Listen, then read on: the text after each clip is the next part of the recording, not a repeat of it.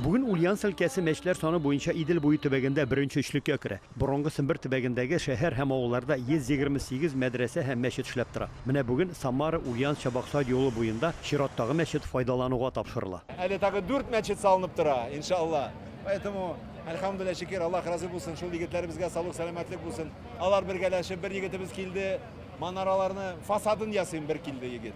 İki егет килделәр дә манараларын бастырабыз ди. Өченчеләре килде, тәрәзләрен куйдык. Ишлә әлхамдулилlah, Аллаһның рәхмәте белән бергәләшеп, бердәмләшеп шул мәчетне бастырдык, әлхамдулилlah. Моннан 7 ел элек төзелә башлаган әлеге мәчет чын мәгънәсендә тагын бер кат Ульяновск татарларының бердәмлеген һәм күп милләтле төбәкнең үзара дуслыгын дәлил. Валид Джамал строилась общими усилиями. Мәчет күп милләтле халыкларның тырышлыгы белән төзелде. Аны төзүдә меңләгән семберле һәм күршләребез дә үз өлешләрен керттеләр.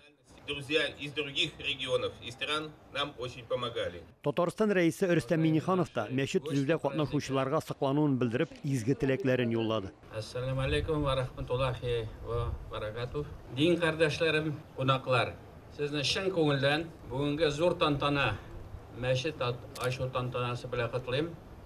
Һәммәгезгә дә исәнлек, саулык.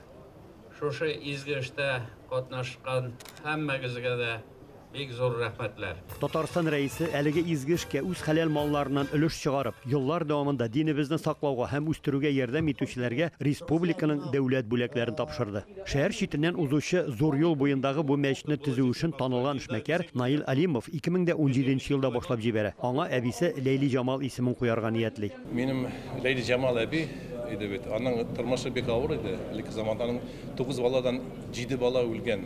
2 бала гына калды. Минем әни тагын. Чыннан да 1000 кеше сыйдырышлы мондый мәхәббәт мәчет ачылу семберләр өчен күптән көтелгән зур вакыйга. Бөтен йөрәгем шатлык белән тулган. Әлхамдулилlah, тирәгә карыйм да. Халык та җыелды. Бу мәчет бер вакытта да бушамасын иде. Һәр вакыт içində азан яңгырап торсын иде. Һәр вакыт эче тулы булсын иде. Без бик каты шатланып, сөенеп утырдык. Әле мәчетенә кирип, намазларыбызны да укып чыктык. Безгә бик каты шады. Мәчет бик каты матур төзелгән, субханалла. Киләчәктә бу мәчет янәшәсендә уку биналары белән бергә хәләл кафе, кибетләр, кунакханә, типография, машина югычлар, гомумән зур мәйданда социаль объектларда байтак булачак. Ульяновскдан Рамис Сафин, Әхмәт Мөдәрисов, Яңа Гасыр каналы.